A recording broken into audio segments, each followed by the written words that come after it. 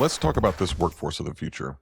Nearly 80% of people say that they feel unprepared to find a job in 2026, while recruiters and hiring managers are saying they still can't find the right talent.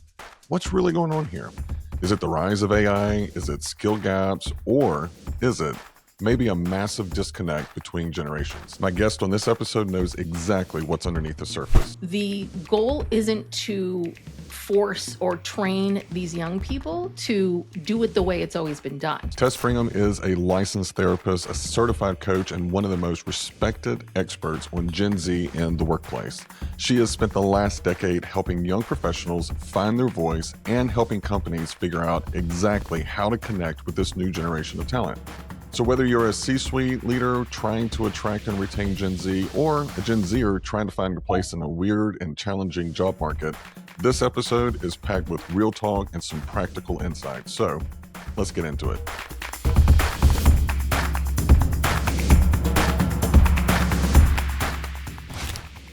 All right, welcome back to the Human Capitalist Podcast. I am your host, Trent Cotton, and I am joined today by Tess.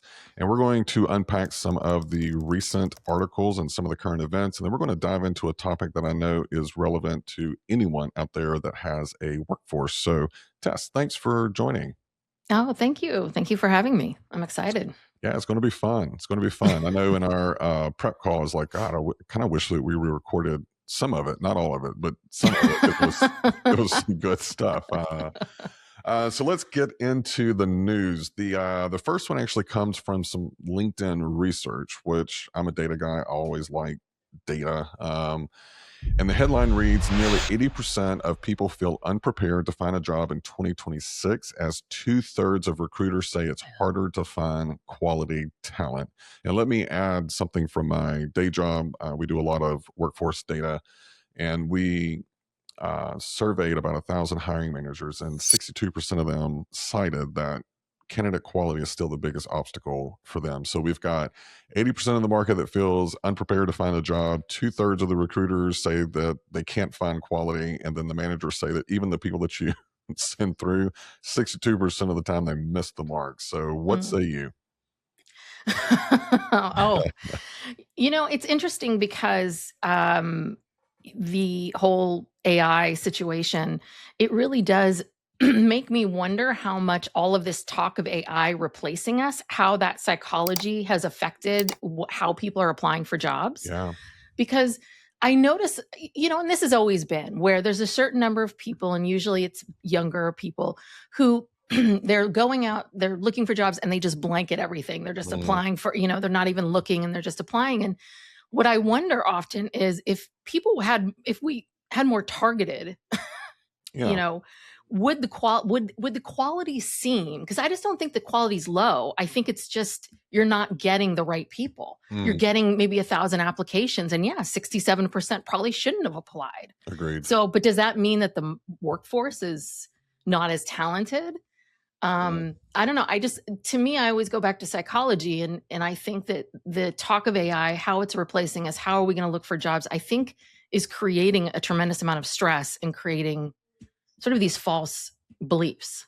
That's just my 2 cents. No, and to add to what you just said, the data from the report actually said that 65% of people say that finding a job has become more challenging, citing competition, followed by uncertainty about whether they're actually a fit for the role and the gaps, which I find is interesting. Is like, what you were just saying, you have 1,000 applicants and probably 67% of them shouldn't have applied. It's interesting. I've seen some data where a lot of candidates, because we were looking at application drop off, and it's at like 60%. One of the reasons that they drop off is because they start reading the role and they go, hey, I'm not really that qualified, which I thought was interesting, because as a former recruiter, I never felt like that was the case. I'm like, did you read the job description? But it seems like people are trying to take, you're always going to have those bad actors, I think, that just apply to everything and think maybe there's a chance.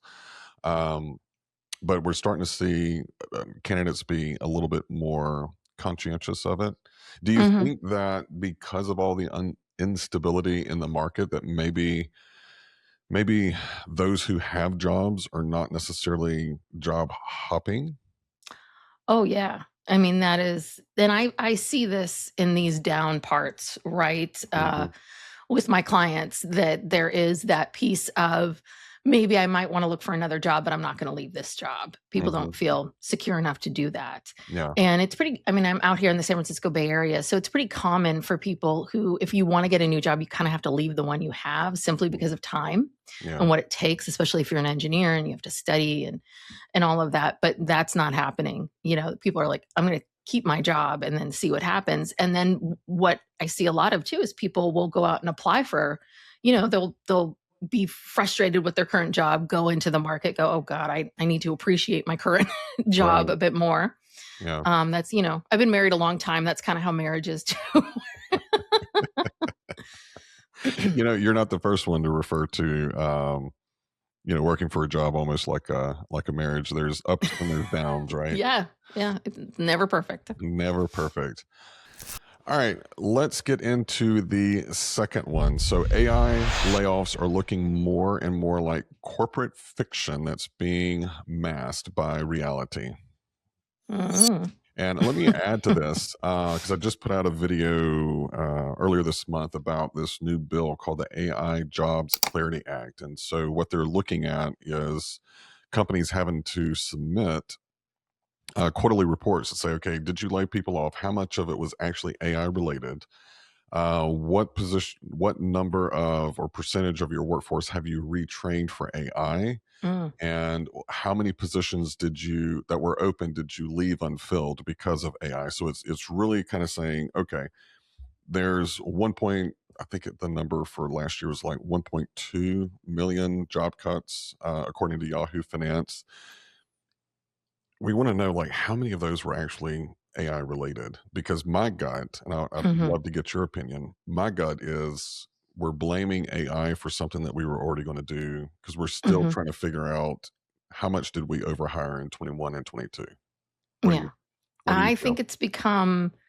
I think AI has just become another really good excuse for leadership to say to, and in the article they talk about this, which is to say to your investors, oh right, AI, we're replacing. We had to get rid of all these people because we're going to replace them with AI. Versus, oh, we screwed up. We hired way too many people, or we Right. hired the wrong people.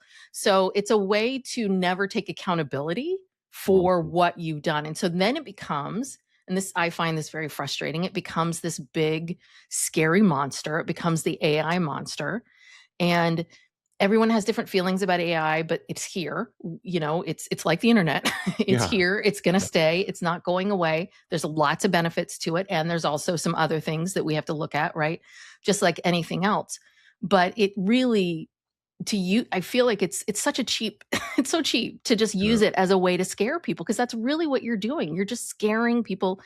And I work with young people, so you're just really scaring this younger workforce. Mhm. Because they don't know what to make of this. I think seasoned people can kind of go, oh, I've been down this road. It Right. probably isn't completely that. But yeah, I'm 22, 23, just spent, the last umpteen years in school, and I have to get a job. I'd be freaking out, if I Yeah. read this. And would I dig in to see that the actual percentage is something like, what is it? It's like 4.5%, It's really? very low. Yeah, that's Very actually low. AI. Hmm. Yeah. And I think what we're seeing too is that, with some of these layoffs, they're reinvesting that human capital into AI infrastructure. Yes. Yeah. And that's why they're saying, well, this is because of AI. But, the non-data nerd workforce person will look at that and go, AI is eliminating it. They're thinking of it as a one-to-one ratio. And that, I don't think that's what, at least the data that I've looked at, it doesn't really support it. It really supports the latter of, instead of filling these 50 roles, we're going to take Hmm. that cash that we would spend and spend it over here to help us in AI and the product or Yeah. whatever. Which, sorry, and which I think they would have to have done anyway. Oh yeah. Right? I mean, It's everyone was going to invest in it. Everyone's putting all their money in it, and no one's making any money from it. yeah. FYI. Yeah. I mean, I think that's the other part of it too, is that it's much like the internet. No one's really making any money from it yet. It's not the big bad It's not. that people think it is. So, and I wish that we could speak about it in that way, but again, that doesn't reach headlines, right? Oh no, no, no, no, no, That's not no. interesting enough for people. No. Self fear is Yeah, kind of yes. the Yeah, big yeah. thing. So thanks for that. That was interesting, and we did a flyby, and I didn't want to get too much into the generational data because I know this is an expertise of yours. So why don't you just let the audience know a little bit more about what you do, and then we can dive into some of the questions that I have, getting your perspective on what's going on generationally. Yeah. So my background is I'm a therapist, psychotherapist, and I'm a certified coach, and I specialize in working with young adults. Began as working with millennials, and then it morphed into, as my millennial clients got older and got married, and they're having kids and they're 40 now. And so this new generation, Gen Z, came about, and I was like, "Oh, you are different than Yeah. millennials, and you want different things than millennials." And so, for the last decade plus, I've been studying the generations and understanding them and understanding how we can use that as a frame to think about how we relate to each other, Mm, especially at work, because this is where it comes up the most, yeah. is in the workplace. So as I started to do this work, people would reach out to me and say, "Well, can you come to my company and tell us about millennials? We're confused." And it's just sort of more from there. So Mhm. that's part of what I do, is doing talks and lunch and learns and programs and that kind of thing for companies in different ways on mental health, but also on the generations You and how know, to work with each other. yeah, it's that's fascinating to me because I remember whenever millennials entered the workforce, I was working in finance at the time, and you have these. I wouldn't say old because that's old bankers that Hmm. the millennials, they're like, "Hey, I've done this for a year. What's next for me?" And they're like, Yeah. "You need to stay in this role for 5 years to do." And like trying to sit between those two was exhausting. Oh yeah. But then to see Gen Z, it's at least some of the data that I'm seeing, like they're very different. They value different things, Hmm. and the data that I've seen that we've kind of put out, they're also the most skeptical Oh of yeah. AI, Yeah. which is really Yes. interesting. Usually the newer generation, like they're tech savvy, they're like, yeah, live or die without it. It's not a big deal. What Yeah. what made you get into doing a really deep dive on the generational aspects of workforce? I think the first one was when I first started working with millennials, and for me, it was interesting to hear from, especially some of the younger female millennials that I had, of they were already pushing back. They were Mm, already, it was, and I was like, "Oh, wait, you can't do that." And then I stopped myself and I was like, "Wait a minute, why can't they? right. This is my own stuff. This is my Gen Xer. Keep Yes. your mouth shut and your head down and hope that it all works out. You will be promoted." That's my Gen X attitude about things. And I was like, "Wait, but what this woman is asking for, or demanding, or wanting isn't insane." Mhm. But I think what happened was that I always say poor millennials have been they've been just beaten up, because they really, they dealt with the 2008 crash and what happened after that. And then I think a lot of them had very young kids during the pandemic. I think that made it even more stressful. They've just had one thing after Yeah, another yeah. that's made it really hard for them.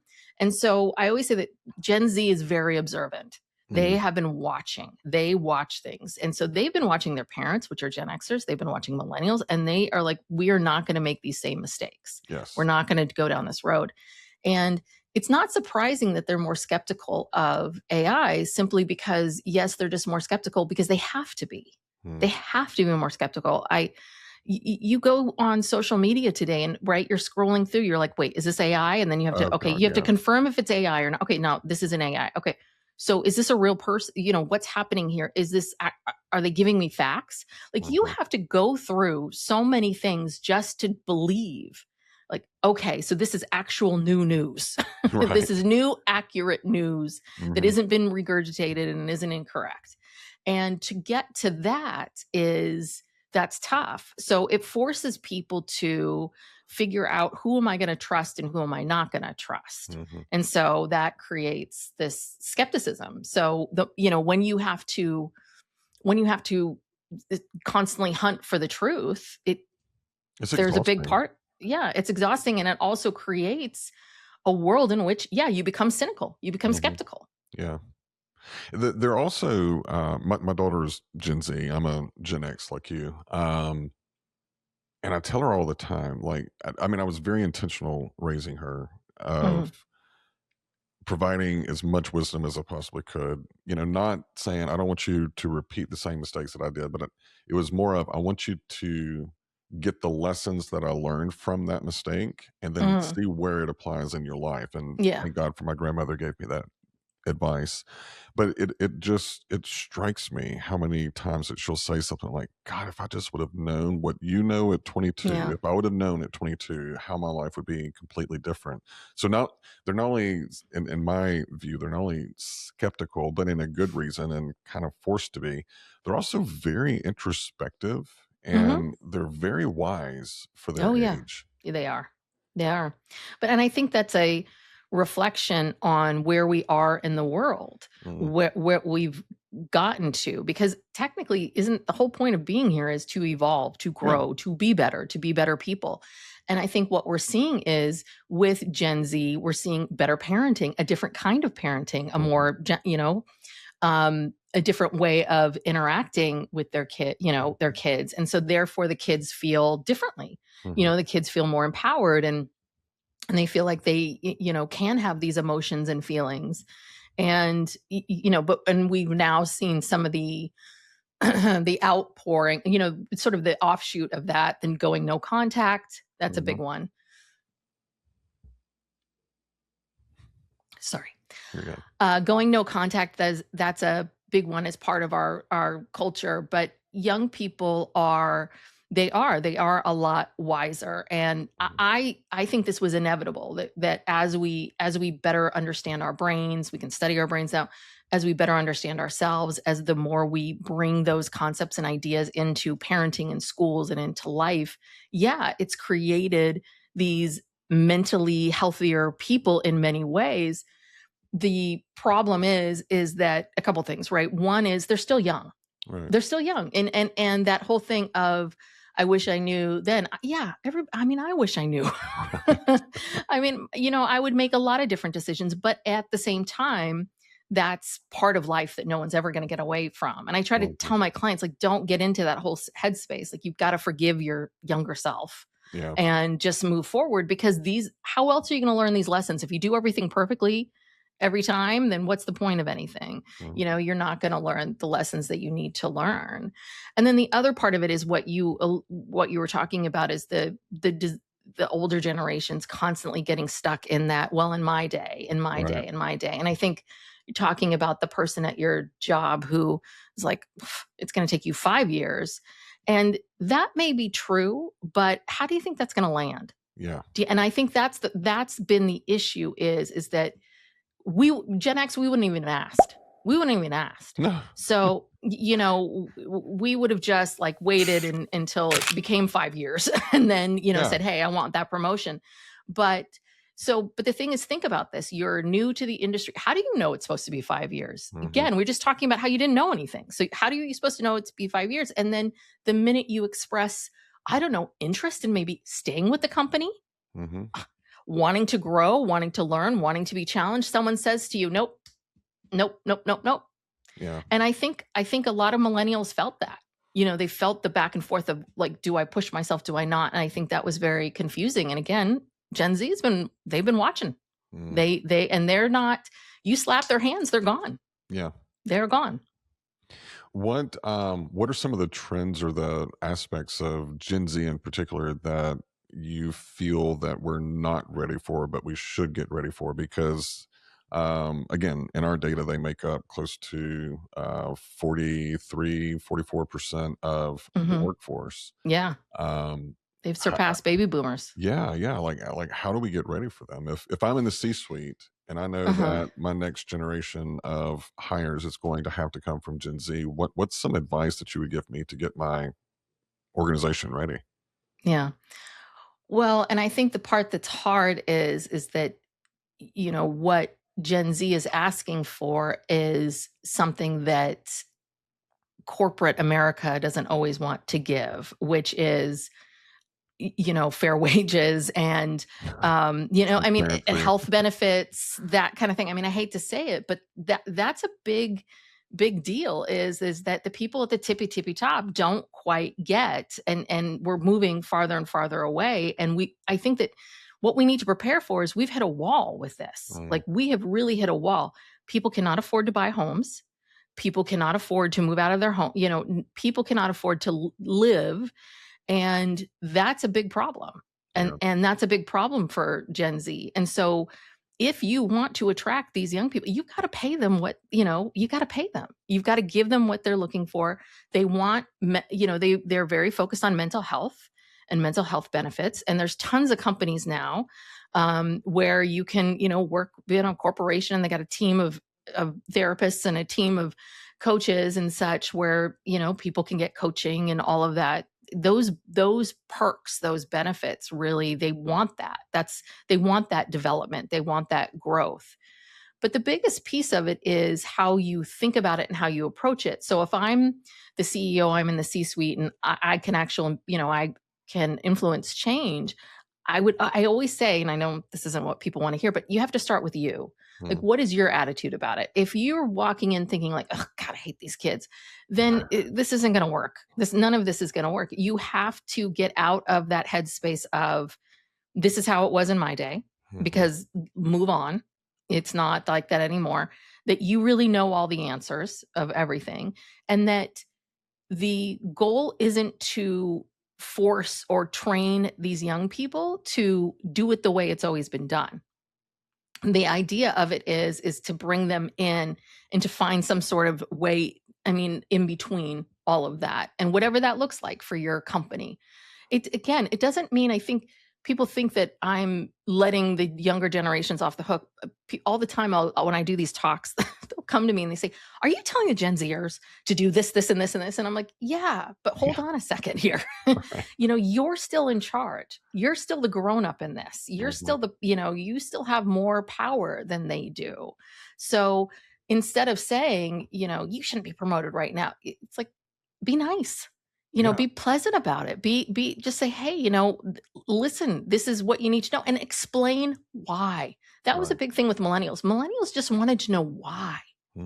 And they were shot down. And so this generation's like, I need to know why. And if you don't tell me, then, I'm out. Yeah. I'm out. And I think that's why with the millennials, I wouldn't say understood. I empathized with them. Yeah. You're talking to someone that got kicked out of Catholic school at second or third grade because I argued theology with a priest. Like, why is that? And he couldn't give me an answer. And so, they didn't particularly like that. So, having that generation at the time asking the why, I loved it. And believe it or not, there were a couple of executives, because we had this rotation program, and of course, all of them were recent grads, and I had probably 2, maybe 3 that would want to meet with them once a quarter just for lunch. And it was like an hour and a half, and there was no agenda. They felt like they got so much energy because the millennials would ask. They don't care. You put your shoes on just like I do. Let me ask you this question. Very courageous, respectful, but courageous in what they were asking. And so I remember I asked one of the executives, I was like, I love that you do this. So this is not a critique, but I need to understand, like, what's the motivation here? He says, I am surrounded day in and day out by people who try to please me, because he was like at the C-suite. People that tell me what I want to hear. He said, this group, they ask me questions that no one else is asking, and it gives me a different perspective of some of the problems that we're trying to solve for our consumer, which is largely going to be millennials over the next couple of years. I was like, God, that's a fantastic way of looking at it. And there's a little bit more, I don't know, this with Gen Z, I kind of feel like there's a piece with this generation that we haven't seen. I know as a Gen X, we didn't have it. Oh no. We had submission and all that, which it will never have peace. Right. No, Tess and I talked about this when we were prepping, that there's a TikToker out there, and all he does is talk about Gen X, and it is so good for your soul. Like, there was that whole trend of where's Gen X? Why haven't we ever had a Gen X president? There's a reason. And it's for everyone's benefit.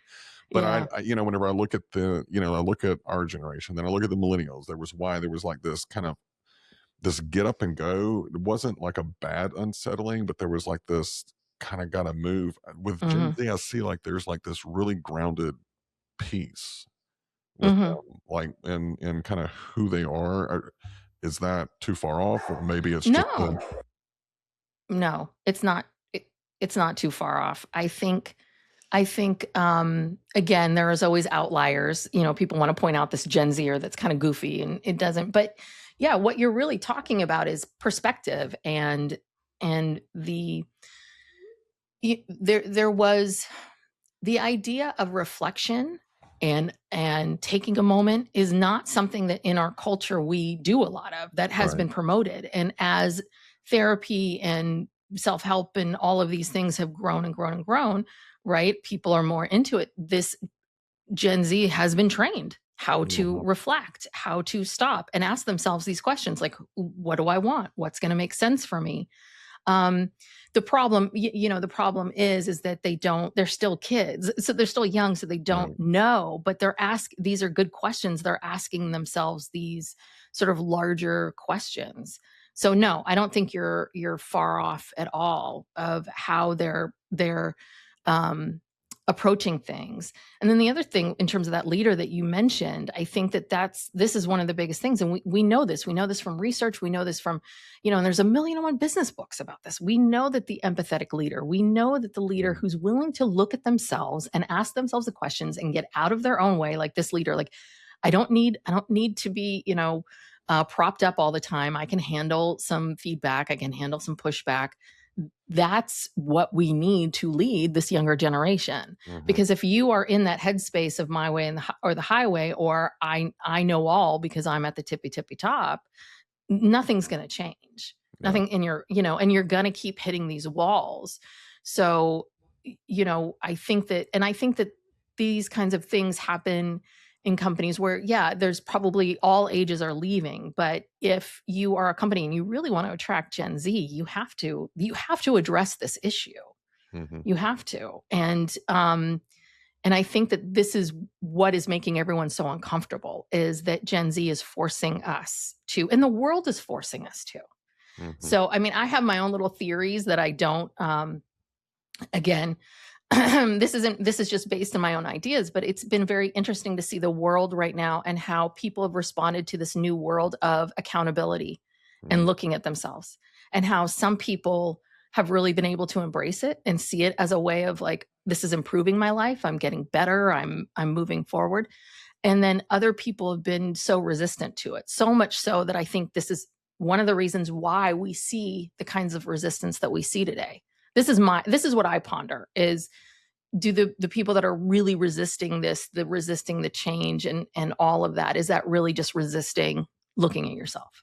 That's a It's great just question. again, just my own little musings. Well, thank you for dropping that little mental ninja. I'm going to be pondering that at 2 o'clock in the morning. I'll send you a text. All right. Um, so we've talked a lot about the organization. Just to wrap up, let's flip the script a little bit. What kind of advice do you have for Gen Z that is trying to find their place in the workforce? Yeah. So I would say that, don't y- you know this process is very difficult, it's very stressful. Don't look at the headlines, don't look at be very cautious of what you're taking in, and recognize that, yes, the job hunt is going to be hard, yes, it's going to be challenging, but it doesn't people are still getting jobs. It doesn't mean that you're not going to get to where you want to go. um, and that your best bet is always, which is always what I'm trying to teach my clients, is to really, you have to, again, back to you have to figure out what is it that you want to do, what Mm. sounds interesting to you. It doesn't have to be the rest of your life, but you have to have more of a targeted search. You can't just blanket out and send out a million resumes and then go and throw your hands up and say this isn't working. You do have to be thoughtful. And again, this is how everyone's always approached job hunts. Like, this isn't new. Right. It's the Right. same thing. It's like, don't yeah, just applying for jobs probably isn't going to do it. Like, network. Hmm. And that's a big thing. Is I do think that one thing is, because of technology, and I often say that text messaging is really, it's great in some ways, but I think it's been a real downfall in a lot of ways. I think I think if we didn't have texting, then I really think this generation would be better off because they would be forced to actually like show up to the places that they have to show up. Texting just makes it too easy for us to bail, just way Right. too easy. True. In our day, we had to pick up the phone and call someone. Yeah, it was And then if they personal. were gone, if they were already at the movies, we had to go. Yeah. And I think there was something about that was very helpful. So what I see a lot of with the younger generation is this resistance to want to get on the phone, resistance to want to quote unquote, bother someone. But that's really what you need to be doing right now is you need to, your network, your parents' network, anybody's network who's willing to share it with you, you have to be pounding the pavement and asking asking for help, but also asking people, what do you do for a living? And what do you do all day? Hmm. Think about, what is it that I want to do? What sounds interesting? What doesn't sound interesting? That kind of thing. And then you just have to start. You're not going to get any information about yourself doing nothing. It's all about action. So I always say targeted action. Targeted, you want to be strategic with it, but then eventually you have to stop going in circles about like, is this the right job? Is this the right thing? And just do it and see what happens. I love that. I do want to call out one of the pieces of advice of asking people, what do you do? What is a day in your life at this Hmm. type of a job look like? I think that's, I would double click on that and advise anyone, Gen Z or not, if you think this is a career path that you want to go, have those conversations. And then for those who are reached out to by someone who's interested in what you do, take the time. Hmm. Um, just personal reflection. There's been several conversations that I've had like that. And again, millennials and other people, and I am very open. I don't take myself seriously, so I'm pretty much an open book. But there have been times where I've been asked by someone who was interested in doing X, Y, and Z, and they were asking me, well, why do you do it that way? I was like, well, Mm. hmm, why in the hell do I do it that way? Yeah. So I think that those conversations are mutually beneficial. A lot of times Yes. people get that request and like, oh, it's 30 minutes of draining. I promise you, you're going to get just as much out of that conversation. So for both sides, let's start having more Oh, yeah. conversations about it. And I think that people underestimate how much people like to talk about themselves for 30 minutes. Because really, Mm, what you're asking someone is, tell me about you. yeah. Tell me about your career. Tell me about this. I said, anyone's going to talk to you about themselves for 30 minutes. Hmm. But that was a lesson that I learned pretty quickly in my own career, which is work isn't the title, work isn't the salary. Yes, titles and salaries and all of that are great. It's great for cocktail parties, but Hmm. at the end of the day, it's what do you do all day long? Are you sitting in front of a computer? What are you talking to people? Are you not talking to people? That's really what's the actual actions.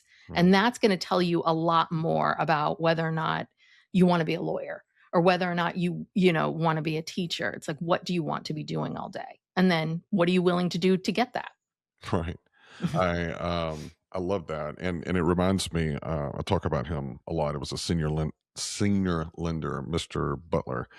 Um, he never really. I was young. I was in my 20s. I was like trying to make a career. And we would go and we would meet with businesses. And he always asked what he told me later. He calls it the Genesis question. Asking a business owner, what made you come up with this idea?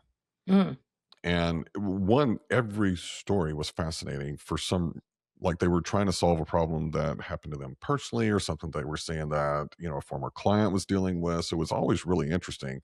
But, me in my 20s, my foot's tapping is like, come on, we got to sell something. We got to sell something. mhm. And it never ceased to amaze me. He would walk out with a mental sales plan in his head. And I'm like, where did you get that? He says, okay, well, he had this. And he also told us about this. And they run into this, which means it's seasonality. They probably need this kind of a product. And so asking that question and opening that door and just letting the other person talk, he learned so much about them. I think, for a job seeker or someone that's looking to make a move, that's probably just open-ended question. Mhm. Tess, uh, I started it here. What made you want to get into generational, studies for the workforce? I mean, that's pretty specific. And look at Yeah. the conversation that we've had as a result of it. So, Gen Z, if you're listening, go out there, have those conversations. And for all the other generations that are listening, if someone reaches out to you and wants to talk about what you do and why you're passionate about it, take the time. So, Yeah. any I want to give you a mic drop moment. What's if no one, if someone just kind of sped through everything and got to the last part of our time together, what would be that mic drop piece of advice that you would have? What was something that you just said, which is I did not wake up at 20 whatever, or I did not, saying I'm going to be a therapist and a coach and I'm going to work with Gen Z in the workforce. Hmm. And that's really important for people to understand. 99% of what people are doing right now, you see them with the career, this was not where they started. This is not what they thought. And so being open to, okay, maybe it's this, versus, this is part of our culture, right? Pick a major, figure out what you want to Yeah. do some of those. What do you want to be when you grow up? Like, be flexible, Hmm. be agile. What is your calling and what's truly going to make you happy isn't, you don't, hasn't been unearthed yet. Hmm. So trust that process. And enjoy the journey. Yes. That's Yes. something I wish I would have done. I was always thinking of the next destination. And I Yeah. think there's a lot of really great lessons that I missed as a result of always looking forward and not being present. So I am quite sure that the audience fell in love with you. Where can they connect with you and learn more about, your work, maybe even, have you come and talk to their organization? Yeah. Well, you can find me on my website, tessbrigham.com. I have a podcast called The Gen Mess with Tess. So please go Yeah. check that out, where I talk about the generations, and I interview people and get their take on the generations. And I try to get people of all different ages to give us their perspective on things. So that's the best way to find me. You can find me. I have a YouTube channel. You can just search my name.